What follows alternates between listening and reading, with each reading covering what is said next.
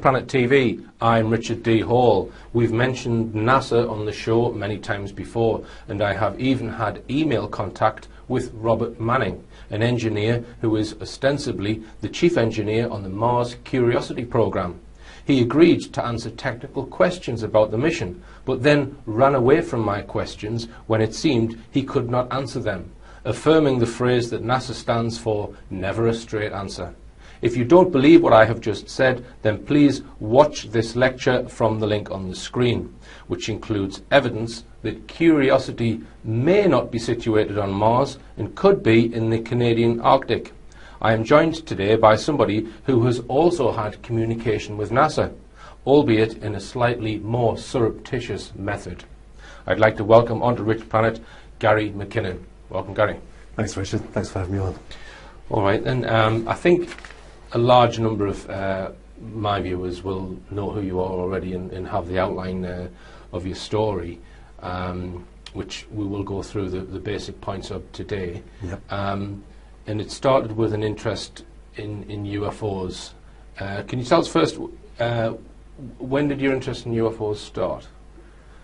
UFOs specifically, well, I was always into stars. Apparently, even when I was 3 years old, I was always asking about the stars and stuff. So I was always looking at the sky from a young age.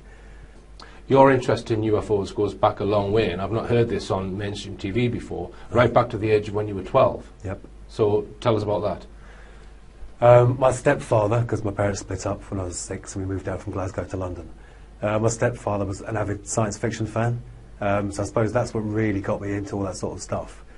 And science fiction, you get interested in aliens and UFOs, and the possibility of life in outer space and contact with other beings is probably one of the most exciting things we can imagine, you know. Mm-hmm. And so I then joined BFORA, the British UFO Research Association, when I was about 12.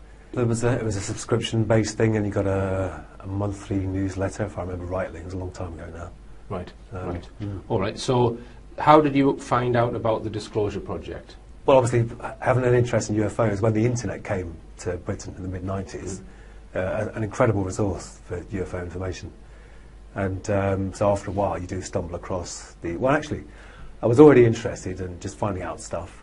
But then, was it 2000 or 2001? 2001 was the conference. That's what really got me going, that conference. Right. To me, that was mind-blowing. All these high-level witnesses, you know. Right, because it wasn't widely publicised. No. So how did you know about it when it came about? I think someone else told me, and they told me before the event took place. Mm-hmm. But I think I'm right in remembering at the time they had some kind of broadcast failure as well. Right. So it didn't reach the sort of multicast internet audience that they hoped it would at the time. Okay.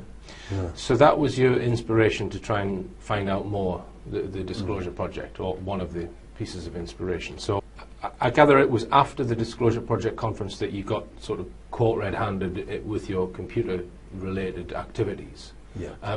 Were you involved in computer-related activities before the Disclosure Project, or was that the... That was the instigator to having a look, right. if I could call it that. All right, so can you just tell us how you went about trying to find out information that you thought was being kept secret? Yep. One of the Disclosure Project witnesses is Donna Hare, and she was working at Johnson Space Center at NASA. She had secret clearance. She was a photographic sort of mission launch specialist. Mm-hmm. And she said that one day when she was working in Building 8, so she actually mentioned the building of Johnson Space Center, JSC, there was a colleague who was in another room, but they all had secret clearance, but they were on different projects. Mm-hmm. And she was in this chap's lab or room, whatever it is, and he said to her, "Come and take a look at this, what do you think this might be?"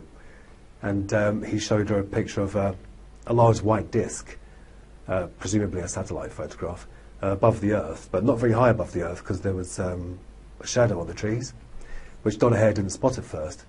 And being a photographic expert, she said, "Well, is that a blob in the emulsion?" That's her first professional thought. And the guy said, "Blobs in the emulsion don't cast circular shadows." And she basically said that he told her his entire lab was to do with airbrushing out UFOs from high-res satellite imagery from NASA, because they're so preponderant around the planet. Right, and she gave the name of the building that she was working in.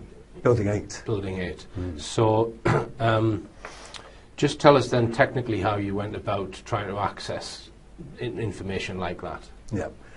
Well, I was already on Johnson Space Center, in terms of my illegal presence there, because they ran Windows. They were running something called NetBIOS over the internet. NetBIOS is an Office protocol, basically, for Windows. It's very insecure. There's no way you should be running that open to the internet, so it's very easy to get in.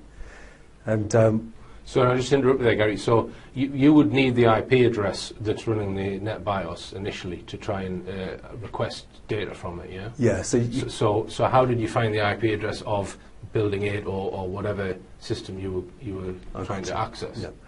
Well, you can. That's publicly available, is it? Oh yeah. There's online services where you can type in, Johnson Space Center, or the network name, which I think was jsc-nasa.gov. And they give you the whole IP block that they own. Right. And somewhat stupidly, NASA, just like the military and everyone else, wasn't using non-routable internet addresses, which are saved for offices, because they're private, what I mean. So this is what you call an internet-facing IP address on a desktop computer? Is that? Yeah, the desktop computers, the main servers. So there was no firewall at all? It's as if, so you could ping the computers in NASA on a desk from your own router? Yeah, some of them wouldn't ping, but I'd still probe them, just in case they didn't reply to pings, but they were still live machines. Right. So you gained access to a whole raft of computer systems within... Wow. Can I ask you, was it just NASA? Or? Oh no, they're all like this. I used that one single method to gain entry to the places I got into. Right, and are you allowed to say which other places you got into, or? Well, I'll say it was the Army, the Navy, and NASA, and the Pentagon. Right, right. And were they all on separate banks of IP addresses? Each of those that you've just mentioned? Oh yeah, completely separate blocks. Right. Yeah. So you knew whether you were trying to access NASA or Pentagon or Army, Navy. They're all in completely different IP ranges. Yeah, yeah. But once you're in there, it can get a bit confusing, because once you start exploring, there's attached networks, other networks, private networks, and in the end, you're not really sure where you are after a while. But right. All right. So it was quite comprehensive, this sort of amount of access that you had. And I've heard you say that there were other people there who also doing what you were doing. And would you say that you were one of the more prolific people doing that? Did you get an impression, or would you not be able to say? I can't say, because I don't know what they were doing, but I did a simple command, because when you're on there, at first I was using the command line interface, so it's just a black box. And but you do a command on Windows called netstat, and you can see all the other connections to the same machine. And then you can look up those IP addresses and think, well, God, they're from China, they're from Denmark, they're from Turkey.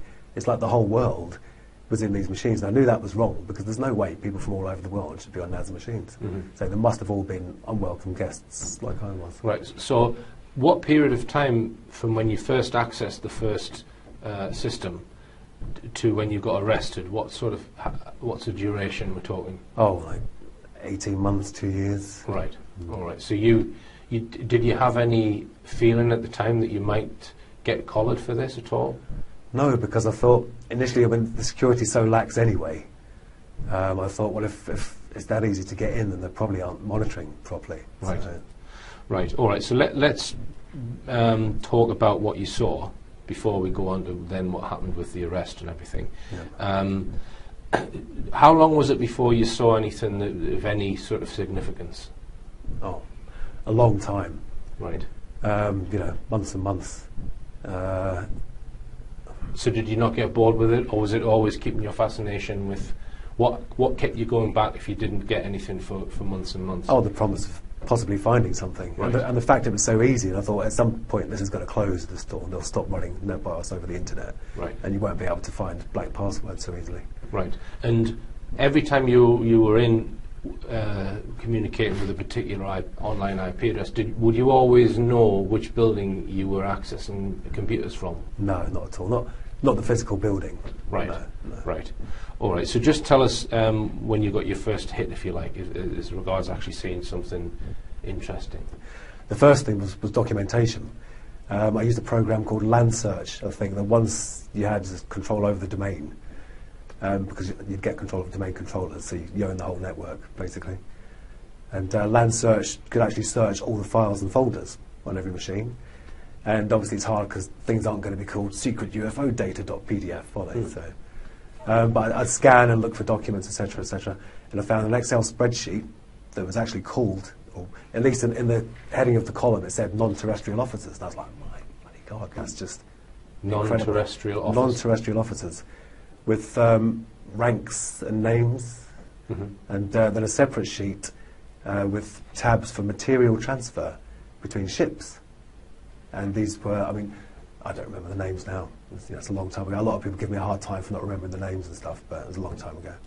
Right. But non-terrestrial officers thought, well, it must be, let's try and cut out all the possible conventional explanations first. I searched for that term. It was nowhere. It was nowhere at all. Now, if you search for the term, you only find links to me and stuff that I've said. Right, I see. So it wasn't a standard thing in the military at all. Right. So I took that to be, they must have a secret space-based... So the non-terrestrial officers, what, it couldn't be astronauts? It could be. I mean, that's the thing. It's up to you how you interpret that, isn't it? Right. But these ships were called USS whatever and USS whatever. So they started with USS? Yeah, so that implies Navy. And I think the Navy do a lot of space stuff, right. The US Navy. And how many officers' names would you estimate were listed, and how many ships were listed? Probably, oh God. I think there was probably one screen full of officers' names. So what's that, 25 rows right, on an Excel okay. spreadsheet? And these were low-resolution days as well. So you're talking about 800 by 600 screens, not very big. But the ships was probably, I don't know, a third of the spreadsheet. So estimate how many different ship names you saw? Oh God, maybe 8, 10. 8 or 10. Yeah. And am I right in thinking that you then tried to search for those specific names? Oh yeah. Right, and didn't find a thing. Right, Yeah. so you think that they could be classified... Not the names of the people, the names of the ships. Yeah, but they could be classified secret or top secret names of some sort of craft or ship. Yeah, obviously not public. Right. So. All right, Gary, well, we'll continue this after the break.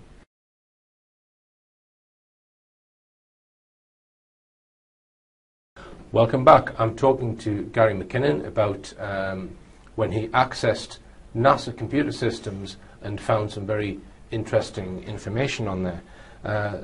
I've given lectures, Gary, about the TR-3B, and in those lectures, this is an alleged secret aircraft, and in those lectures I've sort of put forward the case that it's not really NASA that's possibly designed that technology, that it's maybe some secret part of the Air Force and the NSA that is controlling the information. This comes from Edgar Fouché, whistleblower.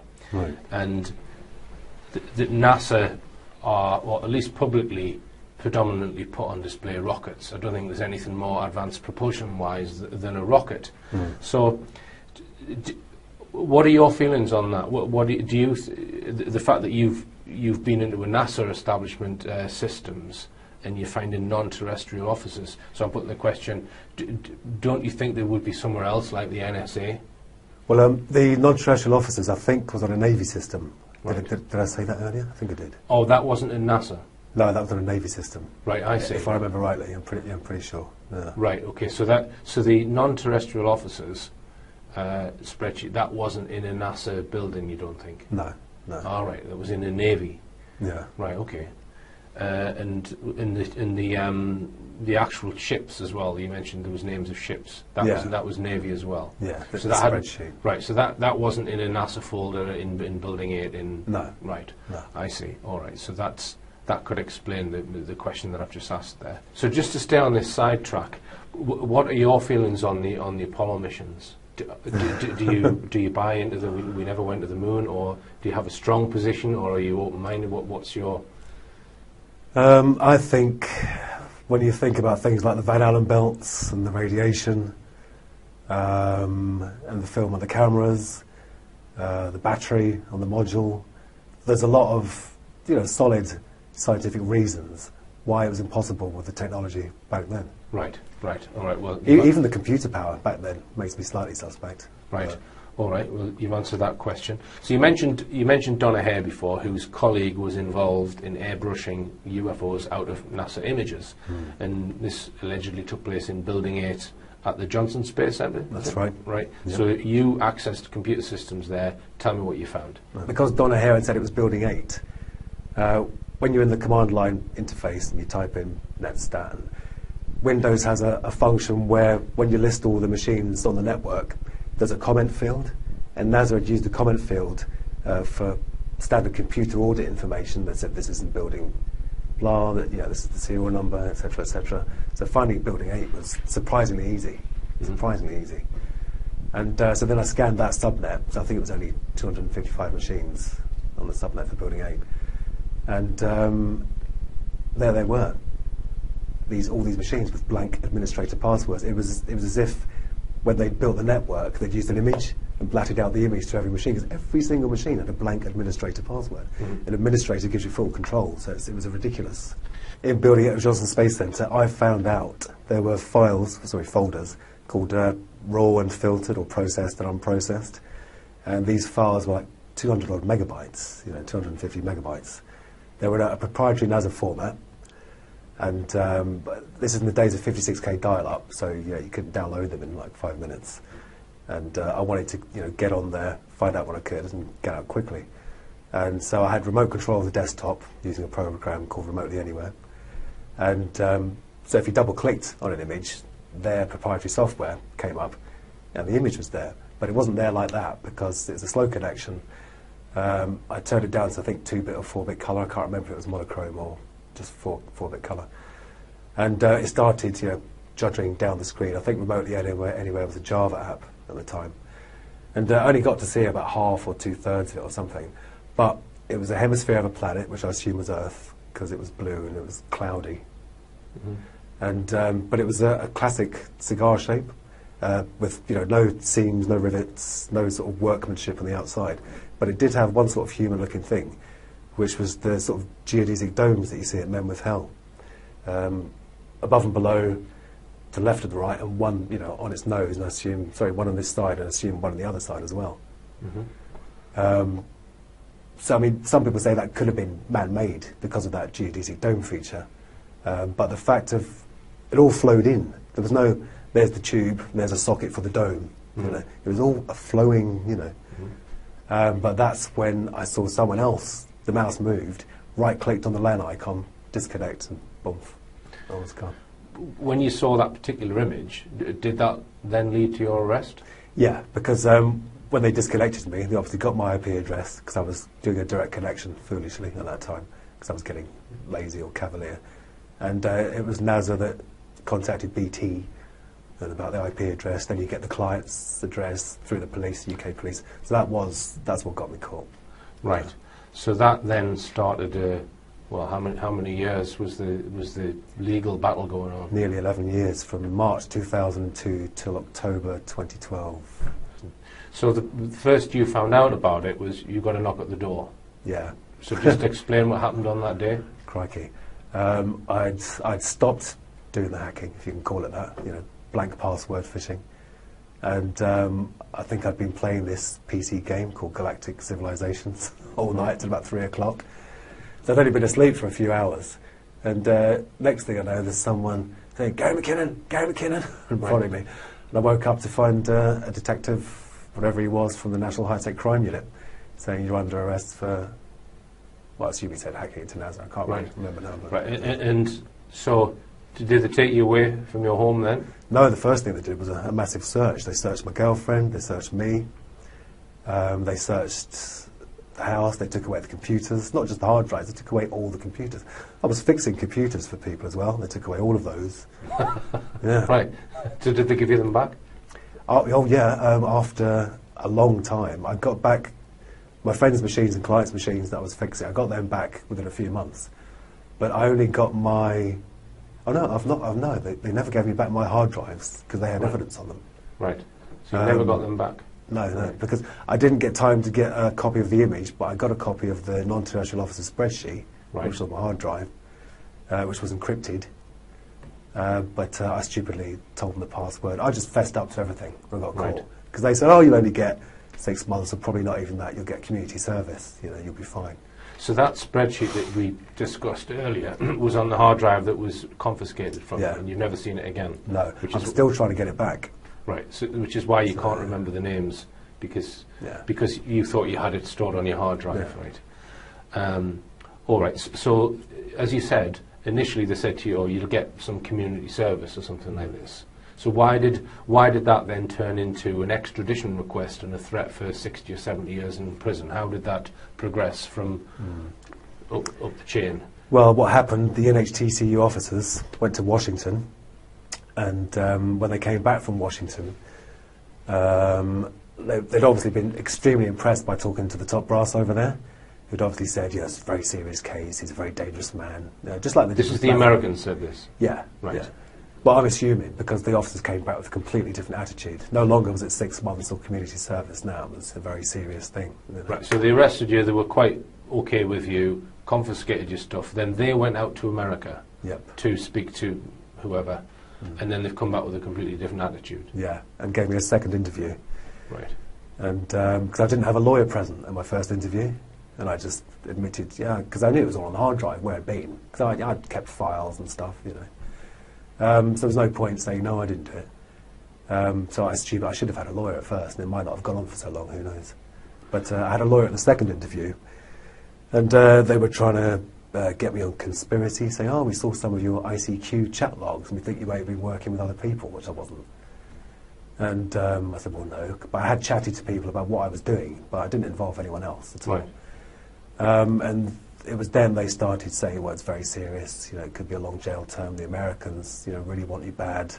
There's a lot of pressure from Washington on, I don't know, Downing Street or whatever. And were they trying to twist it and say that you'd actually caused damage, even though you were just maintaining a silent presence? Well, this is the thing, there was, it wasn't until I actually saw the American charge sheet where they listed, you know, all the supposed damage.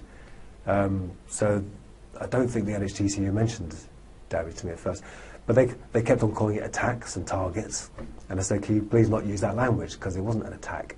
I was in there and I was looking around, but I wasn't attacking, I wasn't vandalising, you know. But in order to get the extradition, do they not have to prove that you've done damage? Can they extradite you just based on the fact that you're looking at stuff? This is the thing, they don't need any proof. They just need the accusation, and they need to get your name and address right, and they can take you over there. Right. As it's happened to countless people since me. Right. So. Right. All right. The Americans have come down quite heavy-handed, saying they want you extradited, and the British authorities are going along with that initially. Is that right? Well, no, because the initial arrest was March 2002, and the full ratified extradition request didn't come through till 2005, because our laws. We didn't have this special UK-US extradition treaty in place. We were still going off the 1989 extradition treaty, which required good evidence for the accused offence. So we think they tactically waited. We think they may even have made this law, or certainly included my case in the formation of the law, because even some of the wording of the new treaty, and the spelling was American in this UK-US treaty. It was American spelling, ridiculous. So they waited until 2005, I think it was, to present it fully. And I'd got my first job in a few years, because I couldn't work in IT anymore, obviously, because everyone thought, oh, hands off for a while. And I got my forklift licence, was working in a warehouse, and I got a phone call from my lawyer at work, and she said, they want to extradite you, you're going to stand trial in America. And that just flabbergasted me, absolutely flabbergasted me. I had journalists coming around to the warehouse where I was working, my landlords threw me out of my flat. And already the first time I'd have been arrested, I lost a lot. I lost my long-term girlfriend and the place I was living in, and here it was happening all again. All right, and Gary, we'll continue this very fascinating discussion after this break.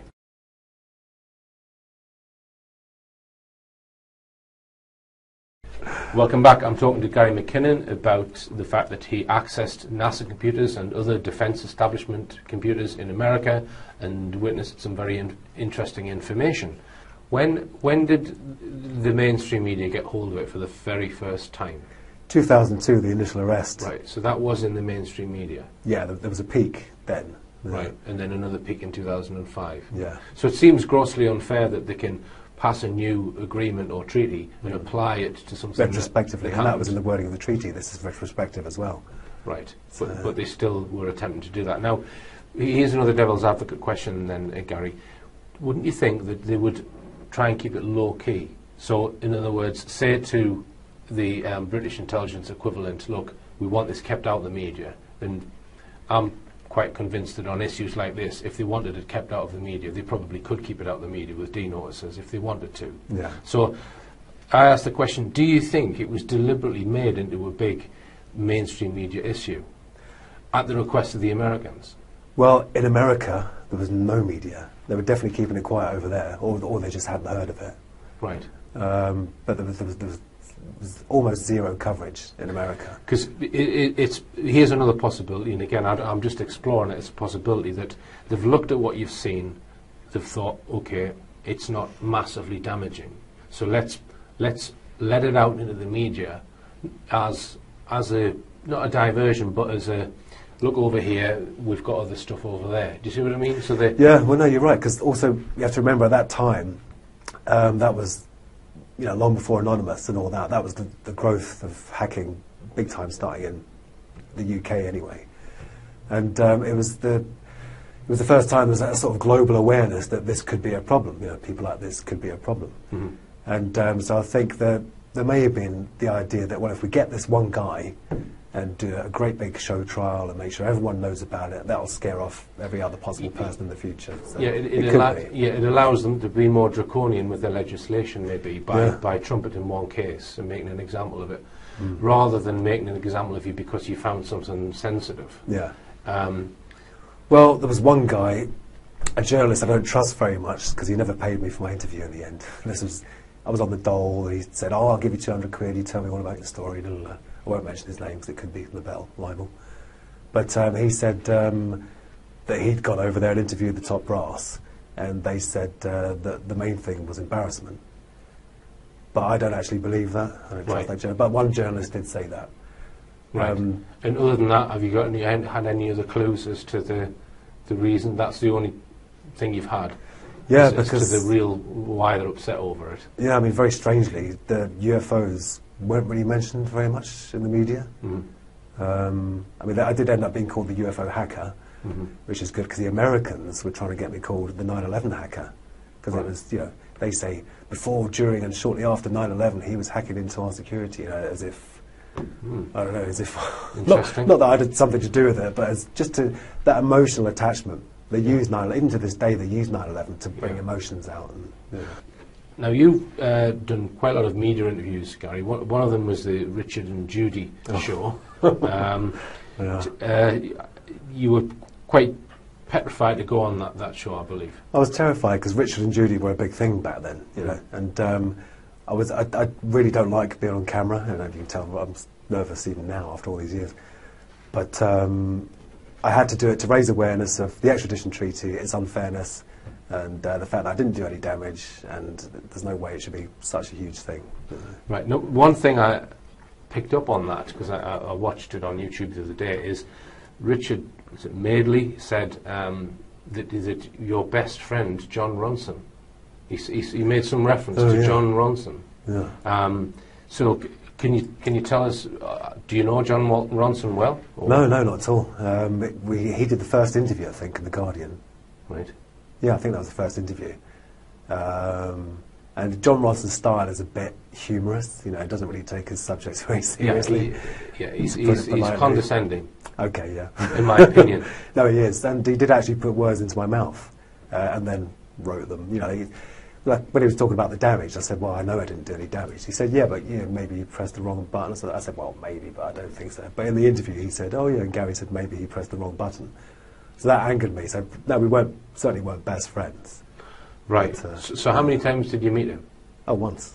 Right. So on Richard and Judy, I think, I'll need to check this, but I think they described him as your best friend or a close friend. That does ring a bell. Even your staunchest defender, a guy called Mr. Ronson, who writes for The Guardian, John Ronson. I mean, he says that there's no way are you a threat to the American system or the American defence system, but you're just a computer nerd who went too far. That's what he says, and he's your best friend. Is that fair? Right, you say that. So that's really strange why they would say that, because if I was to say what I think of John Ronson now, it wouldn't get broadcast. Right. He's... Well, you can't say it. I can't say it. Well, thanks for clearing that up, Gary, that you were interviewed by John Ronson. Yeah. So that clears that up for me. So you've obviously had a lot of interaction between various officials at the Home Office and other organisations. Just tell me a bit about what you learned about the Home Office, Gary. What I learned about the Home Office was that I think the older crew in the Home Office have strong links with Washington, and they're very eager to please. But I think the younger, up-and-coming members are more, Britain is a sovereign nation, and we control what we do. Well, I think they'd like it to be that way, some of them, not all of them. But I also found or heard that, and this is from a very reliable source, that officials from Washington are walking around the Home Office telling people what to do. Right. Which is just not on at all. It doesn't surprise me, that. And the BBC, you've also got opinions on the BBC?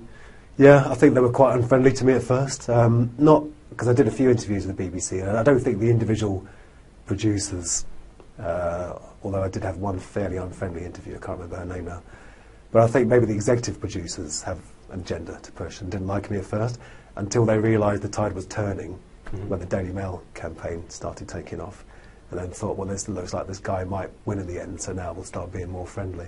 But I think if they had their way at first, I think they would have. So what do you think it was that changed then, that went from them absolutely wanting you extradited to then dropping the extradition request? What was the reason for all that? Well, why did Theresa May?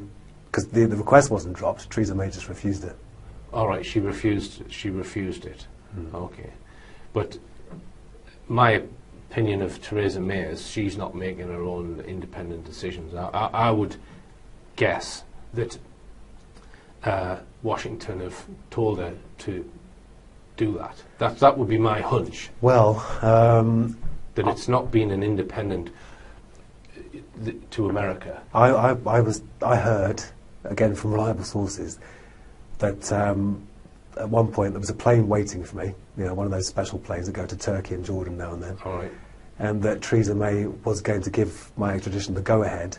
But, because I think they do make individual decisions to a certain extent, right. But obviously they all have advisors. But I think the Home Secretary is a very, very special position, unless you're Alan Johnson, who was rubbish at his job, and he admitted that himself. He said, I'm just a hack politician. But I think in the end, it did seem to be the medical evidence. Right. That did swing her mind. She realised that it was a terrifying position for me. And I'd bought potassium chloride to kill myself rather than go on that plane and go over there. Right. So this, when you say the medical evidence, you were diagnosed with, is it Asperger's? Yeah, by the 5 top people in the land. Yeah. Right. It's not something I really know much about. I mean, I don't know whether you want to talk about that aspect of it, Gary. Do you want to mention anything about that? Yeah, well, it's apparently I wasn't on the high end of the spectrum. I've met some people with autism that really need looking after, and they can't function on their own, So they called mine high-functioning Asperger's or high-functioning autism. Yeah. I don't know. Gary did get the wrong train when he came here. I did. I'm not good in the 3D world, but just in the virtual world. Yeah, that's better. Yeah. But it's they said the signature of my Asperger's is my extreme interest in justice and fairness and truth. Right. And apparently a lot of us have that in common, and we will work for hours and hours and hours and hours and hours, to find the truth. Maybe I should get myself checked out. Yeah. Or maybe not. To me, the most interesting part is the list of non-terrestrial officers and possible undisclosed ships. Were any mainstream journalists interested in that? No, I mean, they all, after the first interview, they read that and they see, okay, we can ask him about this and that, but they don't go into it like you do. They don't drill down on the detail. Right. They just say, so you were looking for UFOs and you found this, and then they gloss over it. Right. There's no deep interest, really. Right. And I apologise to any interviewers that did ask me, because it's so long ago now, I can't remember. Okay. Right, thank you then, Gary. We're going to go for another break, and we'll continue after this.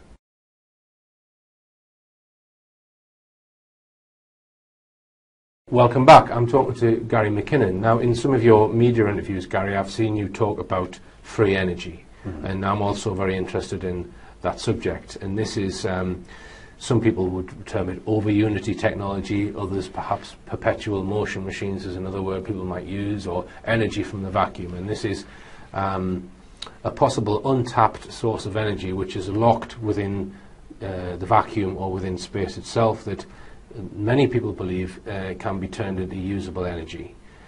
So my opinion is, of the free energy, it's not energy from nowhere, it is coming from a source. But you've looked at certain technologies and you've even built some of your own experiments. So can you just tell us about your interest in that subject? Yeah, I mean, I started off, like a lot of people, being interested in Bedini. And after looking at that for a while, I realised that was just the magnetic collapse, the inductive spike. There was no extra energy. So you don't think there's any extra energy in the Bedini motor? No, and I don't think Bedini's ever claimed there was. Right, all right. Yeah. Have you seen any of the videos where they've got two batteries, one which is being charged and the other one is kicking the motor around? Yeah. And it seems to go for months or years, and it will charge the batteries as well. That's the claim. So it's getting energy from somewhere, allegedly. So you would refute that, yeah? Yeah, well, these people need to go to battery university. Using batteries to try and make accurate measurements of power in and power out is just nonsense. Yeah, I would agree that, yeah.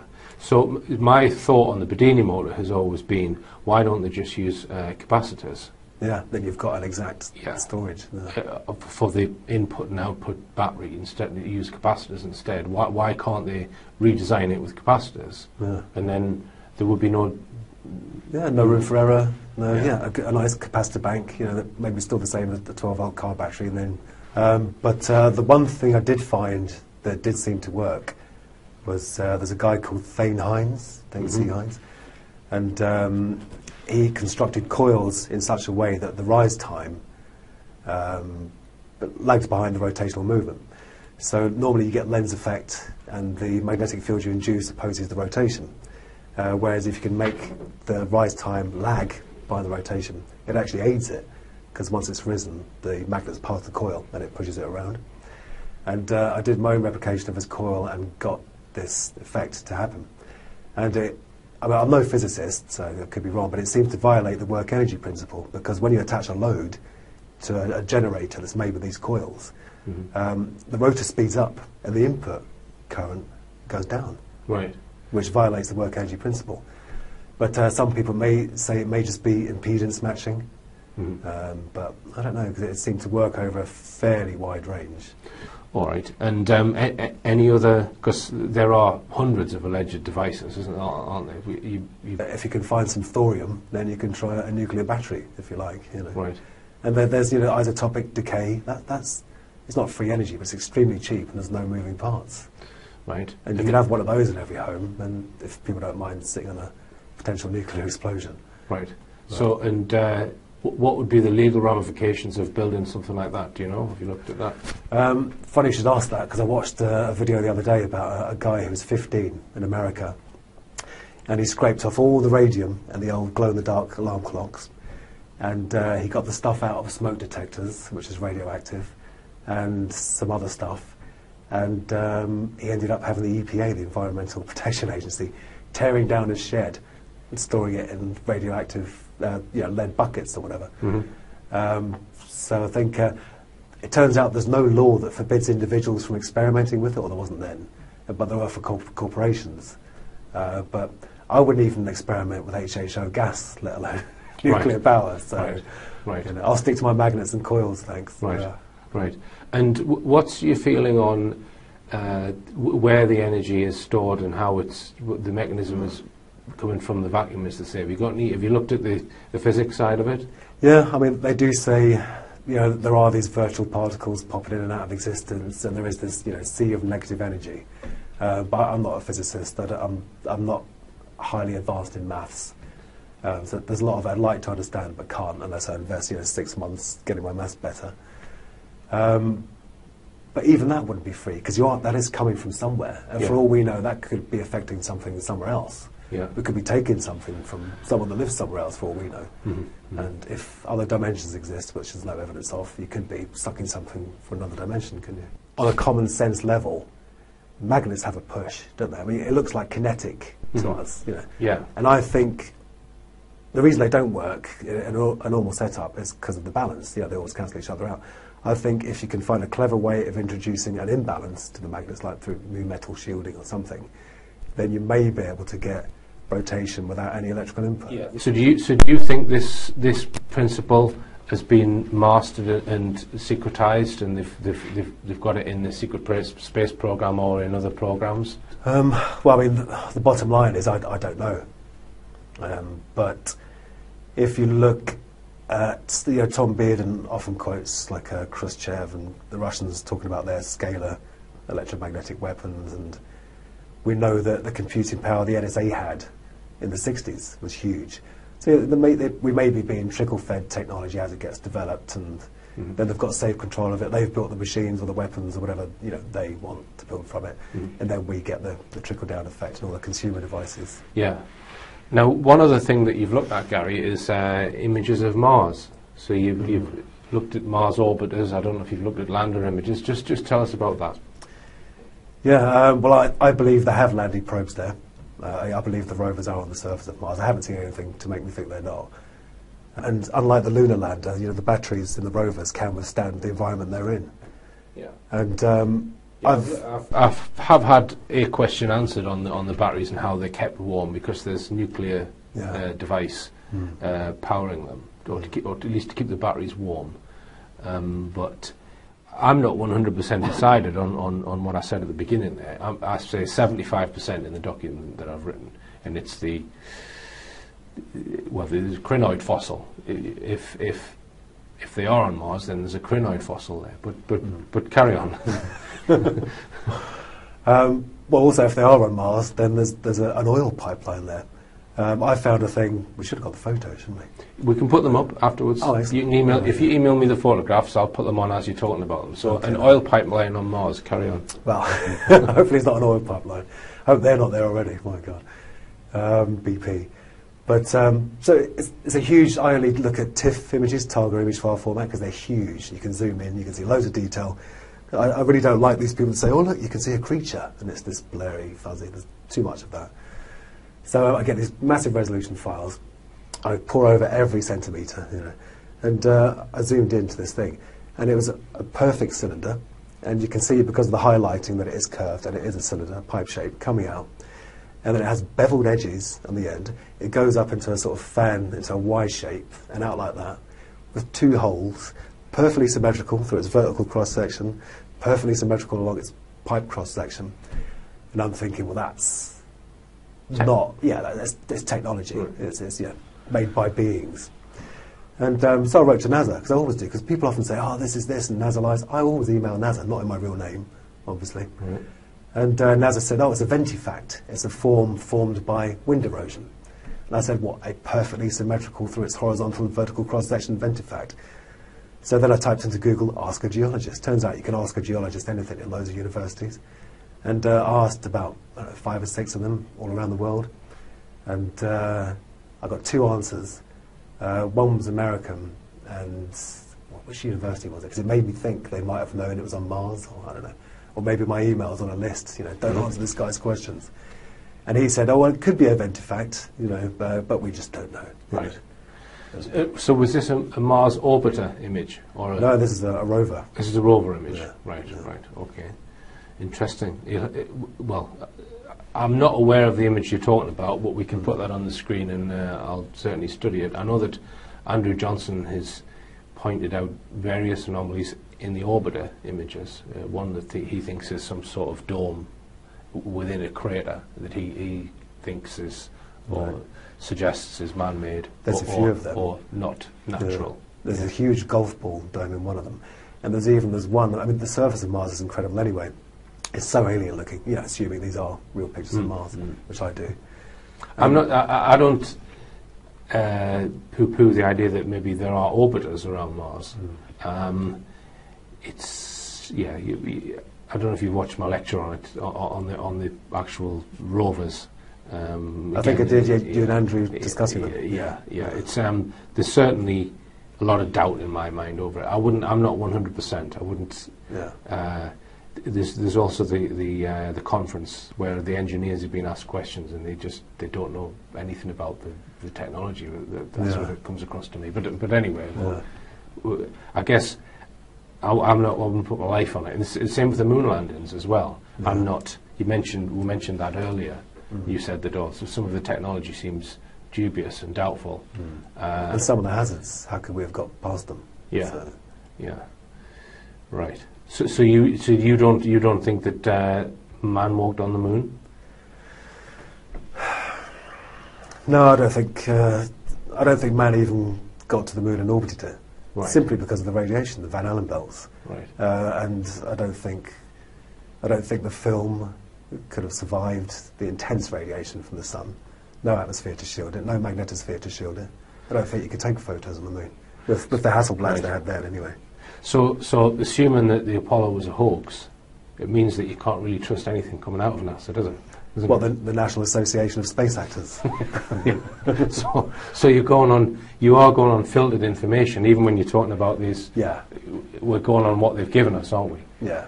Not that I'm trying to poo-poo that there's a gas pipeline Oh yeah, no, but you're right. Mars. It's a weird situation because I'm saying, assuming that these are real, I think those objects are man-made. So it's kind of topsy-turvy. All right, and Gary, it's been fascinating talking to you. And they have allowed you to start using computers again, and so you're working in the field of computers, and you're also self-employed, which is good news. Yeah, good to be working again. Now, the other thing that you're considering, or you've already embarked upon, is you're writing a book. Just tell us about that. Yeah, I've done about 4.5 chapters, and so it's about half finished. I should finish it by, I don't know, spring next year. But I did approach some major European publishers, but publishers have their own perception of the market, and they want me to write about, the darkness and the suicide and the despair, and it's really somewhere I don't want to revisit. Mm-hmm. So I'm hoping that writing about, the hacking. You want to write a nerdy book? I do. I want to write just what it was like to be, an average guy, and your typical nerd loves his sci-fi or her sci-fi and UFOs, and so I want to, like the nerd that went too far. Yeah, all right. Well, as I always say, the nerd shall inherit the earth, I think. But yeah, it's been fascinating listening to you, Gary, and thanks for coming all the way to South Wales. Thanks and for having me. It's been good luck with the book, and good luck with the business. Thank you. And I hope they leave you alone from now on. So do I, thank you. All right, and remember, believe none of what you hear and only half of what you see. I'm Richard D. Hall. Good night.